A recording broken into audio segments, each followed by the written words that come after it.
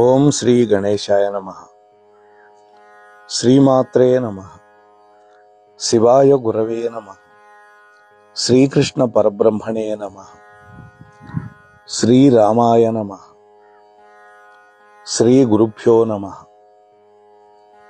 సచ్చిదానంద రూపాయ విశ్వోత్పత్యాదిహేతవే తాపత్రయ వినాశాయ శ్రీకృష్ణాయ వయం నమః. మోహనవాణి ఛానల్ ద్వారా ఈ కార్యక్రమాన్ని వీక్షిస్తూ ఉన్నటువంటి భక్తామ తల్లులకు తండ్రులకు ముందుగా నా యొక్క సాధువాదాలు. ఈ రోజున మనం అనేక పనులు మనం చేసేటప్పుడు మనకి వచ్చేటటువంటి కొన్ని ధర్మ సందేహాలకి మన యొక్క శాస్త్రాలు, పురాణాలు, ఇతిహాసాలు, అలాగే ధర్మసింధు, నిర్ణయ సింధు ఇటువంటి గ్రంథాలు మనకి చెప్పినటువంటి జవాబులను పెద్దల యొక్క ముఖతహా నేను విన్నది, చదివినటువంటి విషయాలని మీతో పంచుకుంటాను. మొట్టమొదటిది, సూర్య భగవానుడు మనకి ప్రత్యక్ష దైవం. మిగతా దేవుళ్ళు మనకు కనిపించరు, కానీ నిత్యం సూర్యుడుగా మనకి కనిపిస్తాడు. ఆ సవిత్రు సూర్యనారాయణుడికి మనం అర్ఘ్యప్రదానం కూడా ప్రతినిత్యం చేస్తాం. అటువంటి సూర్య భగవానుణ్ణి ఏ ఏ సమయాల్లో చూడకూడదు? చూడకూడదంటే కళ్ళు విప్పి అలా చూడటం. మొట్టమొదట ప్రభాత వేళ, అలాగే సూర్యాస్తమయం వేళ, మిట్ట మధ్యాహ్నం, ఈ 3 సమయాల్లో సూర్యబింబాన్ని తదేకంగా డైరెక్ట్ గా చూడకూడదు. అంతేకాకుండా సూర్యగ్రహణ సమయాల్లో కూడా అస్సలు చూడకూడదు. అటువంటి సమయాల్లో గనక సూర్యుడిని చూస్తే ఆ సూర్యుడి యొక్క కిరణాల నుంచి వచ్చేటటువంటి అతి నీలలోహిత కిరణాలు అని మనకి సైన్స్ లో చెప్పారు. వాటినే అల్ట్రా వైలెట్ రేస్ అంటారు.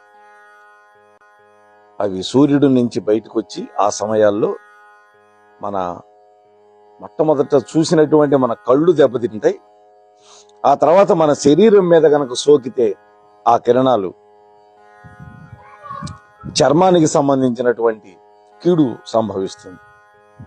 అందుకని సూర్యాస్తమయం, సూర్యోదయం, మధ్యాహ్నం, మిట్ట మధ్యాహ్నం, అలాగే సూర్యగ్రహణం, ఈ 4 సమయాల్లో సూర్యబింబాన్ని తదేకంగా చూడకూడదు. ఊరికి అలా చూసి నమస్కరించుకోవచ్చు, అంతేగాని అదే పనిగా చూడకూడదని ఇక్కడ అర్థం. ఇక రెండోది, శ్రీకృష్ణ పరమాత్మ శిరస్సున నెమలి పింఛాన్ని ధరిస్తాడు. ఎందుకని? నెమలి పింఛాన్ని ఎందుకు ధరిస్తాడు పరమాత్మ? కారణం ఏంటంటే, శ్రీకృష్ణ పరమాత్మని యోగీశ్వరేశ్వరుడు అని పిలుస్తారు. భగవద్గీతలో కూడా యత్ర యోగీశ్వర కృష్ణో యత్ర పార్థో ధనుర్ధరః తత్ర శ్రీ విజయోర్భూతి ధ్రువా నీతిర్మతిర్మమ అని మనకి భగవద్గీతలో చివరి శ్లోకం. దాంట్లో కృష్ణుడిని యోగీశ్వరేశ్వరుడు అన్నారు. అలాగే కృష్ణ పరమాత్మకు మరొక పేరు ఏంటంటే అస్కలిత బ్రహ్మచారి అని. ఇక్కడ విశేషం ఏంటంటే, సకల చరాచర సృష్టిలో సంభోగం చేసి మాత్రమే సంతానాన్ని కంటాయి ప్రాణులు, కానీ నెమలికి మాత్రం సంభోగం లేదు. ఎందుకని? ఆ పురివిప్పి నాట్యం చేస్తుంది నెమలి. అప్పుడు మగ నెమలికే పింఛం ఉంటుంది, ఆడదానికి ఉండదు. కానీ మనకు తెలియక నాట్యం మయూరి అని పిలుస్తుంటాం. మయూరి అంటే స్త్రీలింగం కదా. ఆ పురివిప్పి నాట్యం చేసినప్పుడు ఆ మగ నెమలికి కంటి నుంచి కొంత పుసి లాంటి పదార్థం వస్తుంది. దానిని ఆడ నెమలి మింగుతుంది. దానివల్ల గర్భం ధరిస్తుంది, గుడ్లు పెడుతుంది. అంటే ఇక్కడ డైరెక్ట్ సంభోగం లేదు, మైథునం లేదు. అట్లాగే శ్రీకృష్ణ పరమాత్మకి 16,000 మంది భార్యలు. గోపికలు అంటారు, తప్పది, గోపికలు కాదు వాళ్ళు. నరకాసురుడి యొక్క చెరలో ఉన్నటువంటి సుక్షత్రియ రాజకన్యలు వాళ్ళంతా. నరకాసుర వధానంతరం వాళ్ళంతా పరమాత్మని ప్రేమించారు, పరమాత్మని ప్రార్థించారు. వీడి కారాగారంలో ఉన్న మమ్మల్ని వేరెవరు చేసుకుంటారు స్వామి, నువ్వు సర్వ జీవ హృదంతర్యామి, అందువల్ల నువ్వే మమ్మల్ని పెళ్లి చేసుకో అని వాళ్ళు అడిగితే ఆ 16,000 మందిని చేసుకున్నారు. వాళ్ళుగాక 8 మంది పట్టమహిషులు ఉన్నారు. వాళ్ళనే అష్టమహిషులు అని. రుక్మిణి, సత్యభామ, జాంబవతి, లక్షణ, మిత్రవింద, ఇటువంటి వాళ్ళు 8 మంది ఉన్నారు. కాళింది. ఈ 8 మందితో కలిపితే 16,008 మంది. అయితే ఇంతమందితోటి అన్ని రూపాలలో పరమాత్మ విహారం చేశాడు. కానీ ఆయన ఎప్పుడు కూడా స్ఖలనం లేదు ఆయనకి. దీన్ని చెప్పడం కోసమే శ్రీకృష్ణ పరమాత్మ నెమలి పింఛాన్ని తన యొక్క శిరస్సును ధరించాడు. ఇక మూడోది, ప్రతి మానవుడికి పుట్టిన తర్వాత కొన్ని రుణాలు ఉంటాయి. మాతృ-రుణం, పితృ-రుణం, ఆచార్య రుణం, దైవ రుణం, ఋషి రుణం, ఇట్లాంటి రుణాలు. ఏమిటి ఈ రుణాలు? పశువులు, పక్షులు ఇవన్నీ పుడతాయి. పుట్టిన తర్వాత కొన్నాళ్ళకి వాటికి, పశువులకైతే కాళ్ళు వస్తాయి, పక్షులకైతే రెక్కలు వస్తాయి.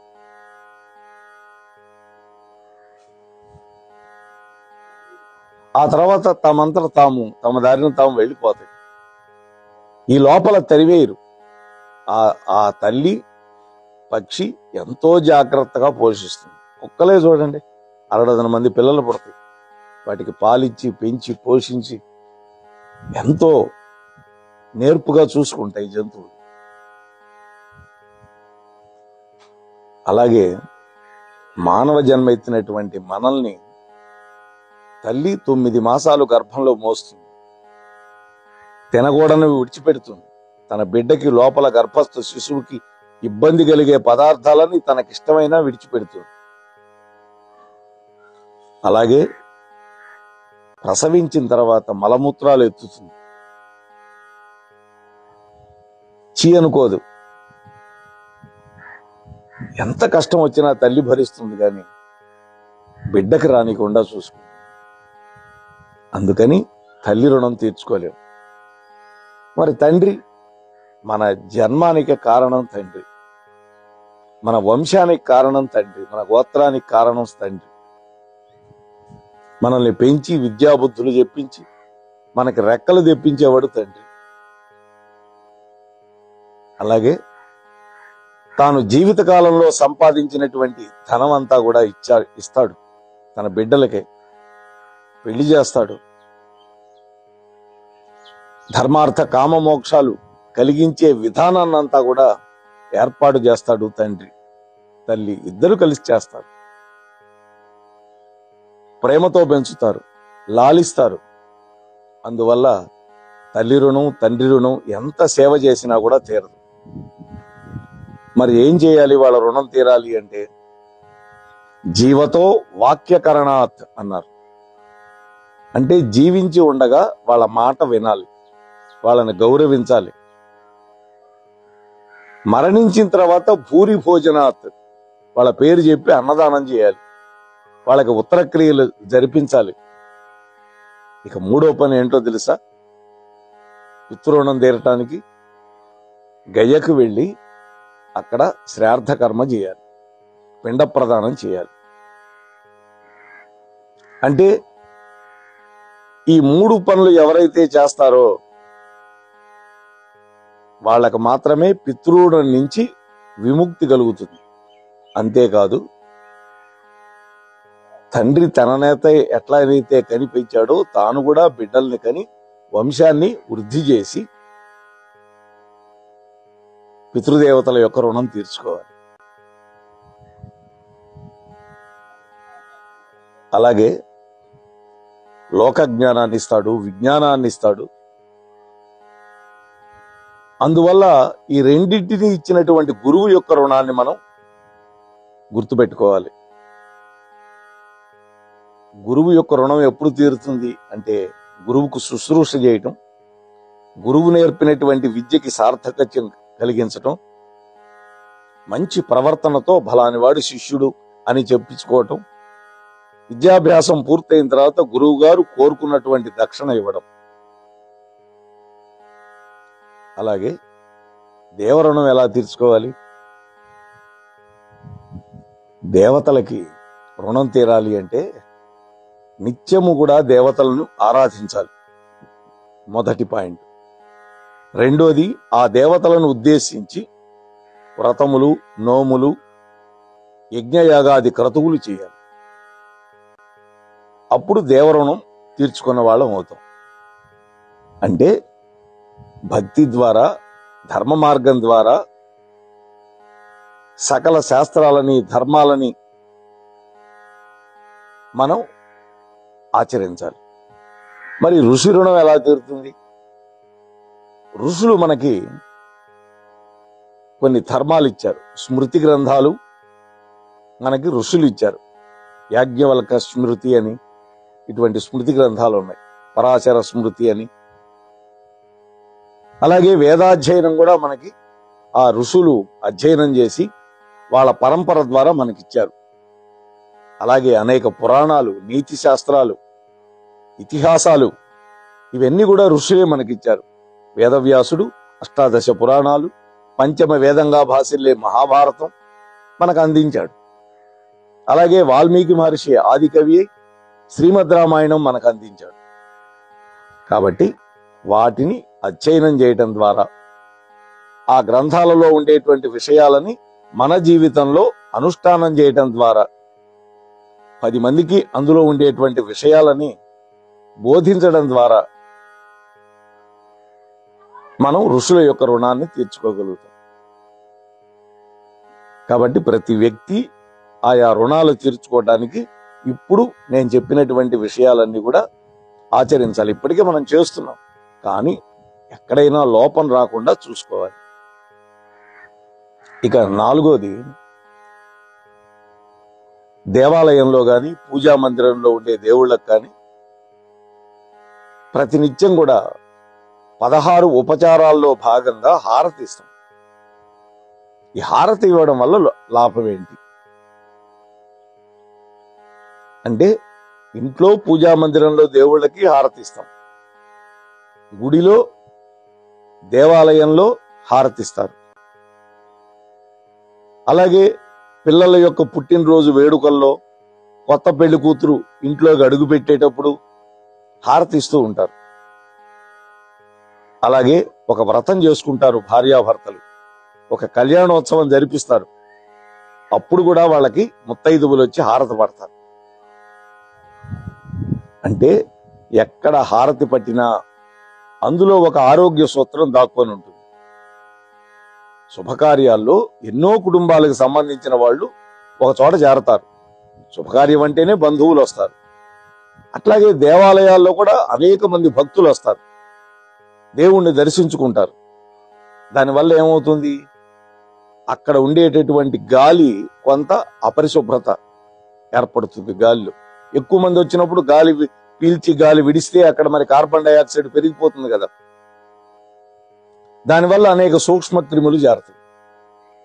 హారతి కర్పూరం కనుక వెలిగిస్తే అనేక సూక్ష్మ క్రిములు ఆ కర్పూరం యొక్క పొగకి నశించిపోతాయి.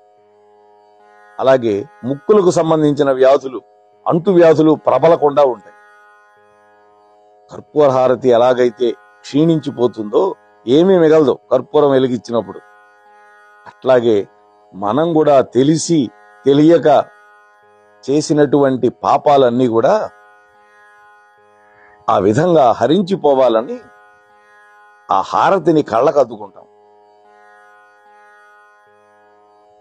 అసలు సిసలైనటువంటి ఆధ్యాత్మిక అర్థం, పరమార్థం ఇదే హారతికి. ఏ పదార్థమైనా కాలితే బూడిదవుతుంది, కానీ కర్పూరం గనక మంచిది గనక మండిస్తే ఏమీ మిగలదు, విశేషంగా దహించుకుపోతుంది. మన పాపాలు కూడా అలానే దహించుకుపోవాలి అని. ఇంకొకటి, గర్భాలయంలో దీపాలు, కరెంటు దీపాలు పెట్టడం సంస్కృతి కాదు. కానీ ఇవాళ రేపు రంగురంగుల దీపాలన్నీ బయట నుంచి ఫోకస్ లైట్లన్నీ వేస్తున్నాం. మరి గర్భాలయంలో చీకటిగా ఉంటుంది, కిటికీలు కూడా ఉండవు అక్కడ.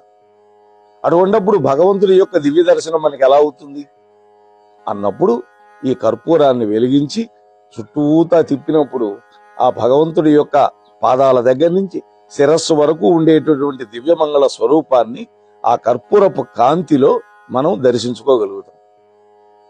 ఇది మరొక పరమార్థం. ఇక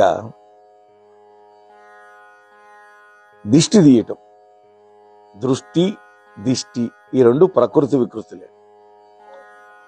ముఖ్యంగా చిన్నపిల్లలకి, ఏదైనా ఇబ్బందుల్లో పడ్డ వాళ్ళకి, అనారోగ్యంతో ఉన్న వాళ్ళకి దిష్టి తీస్తారు. ఎందుకని? ఉదాహరణకి మన ఇంట్లో మన పిల్లలకి పుట్టినరోజు పండుగలు చేస్తుంటాం. అలాగే అనేకమైనటువంటి శుభకార్యాల్లో ఒక సెంటర్ అట్రాక్షన్ గా ఉంటారు ఆ పిల్లలు. అప్పుడు మనం ఆ పిల్లలకి లేదా ఆ ముఖ్యమైనటువంటి వాళ్ళకి దిష్టి తీస్తారు పెద్దవాళ్ళు. అంతేకాదు, మంచి ఘన విజయం సాధించినప్పుడు, బాగా ప్రశంసలు పొందినప్పుడు, అతిగా నీరసించి డీలా పడిపోయినప్పుడు ఈ సందర్భాల్లో కూడా దిష్టి తీస్తారు. నరదిష్టికి నల్లరాయి కూడా పగులుతుందని ఒక సామెత ఉంది. అంటే మనం ఎక్కువస్తూ ఉంటే కొంతమంది ఓర్చుకోలేక కుళ్ళుకుంటూ ఉంటారు. అదే దిష్టి అంటే, ఇంకంతకంటే ఇంకేం లేదు. అట్లాగే పిల్లలకి పసుపు సున్నం కలిపినటువంటి నీటితోటి దిష్టి తీస్తూ ఉంటారు.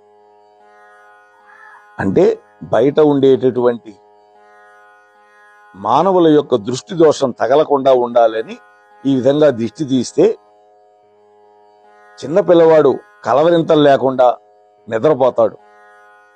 ఒకవేళ నిద్రలో ఉలిక్కి పడుతూ లేవడం వంటి అవలక్షణాలు గనక ఉంటే ఈ దిష్టి తీయటం వల్ల అవన్నీ కూడా పోతాయి. అంటే అనేక మంది ఆ పుట్టినరోజు నాడు ఆ పిల్లవాడిని చూస్తారు, వాడు వేసుకున్న డ్రెస్సు, వాడికి వచ్చినటువంటి గిఫ్ట్లు, ఇవన్నీ చూసి కుళ్ళుకుంటారు కదా కొంతమంది, అందరు కాదు. కాబట్టి అలాంటి పరిస్థితుల్లో పిల్లలు అస్వస్థతకు గురి కాకుండా ఉండడం కోసం దిష్టి తీస్తారు.